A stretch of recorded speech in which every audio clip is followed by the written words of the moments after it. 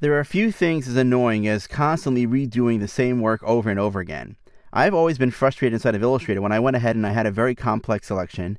I made that selection only to find out that later on I had to make that same selection again and again and again. So it's great that Illustrator has the ability to actually save your selections. Few people are aware of this particular feature, but it can be a great time saver.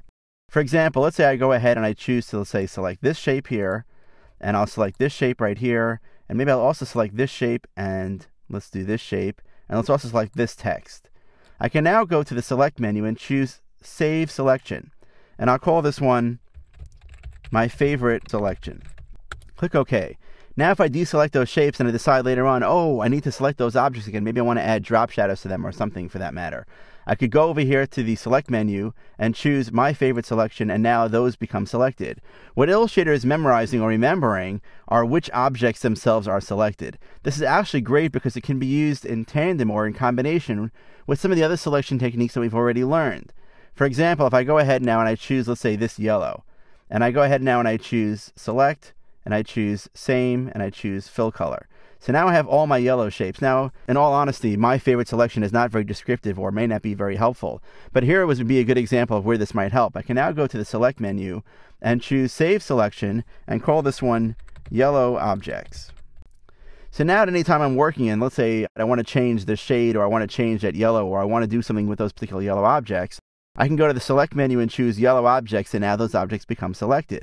And like I said, since it memorizes the objects themselves and not anything else, I can move this object here, and I can scale it to be bigger. It doesn't make a difference. The next time that I choose select and I choose yellow objects, those two objects become selected. Again, it's simply because the objects themselves are memorized, not anything else as far as their position on the page, so on and so forth. I'm going to press undo just a few times to go back to where I was before.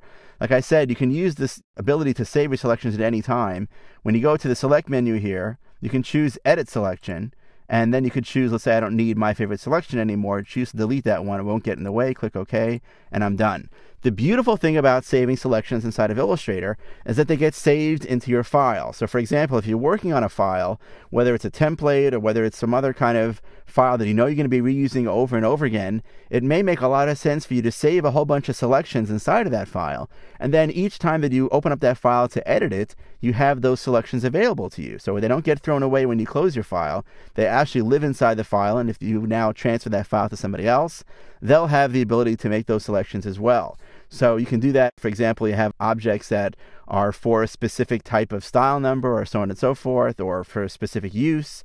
If you have certain text that maybe belong somewhere, well, you can always specify things and put things on their own layers. It's also possible to very easily create your saved selections, and that way they'll always be available inside of the file, and you could use them as you need.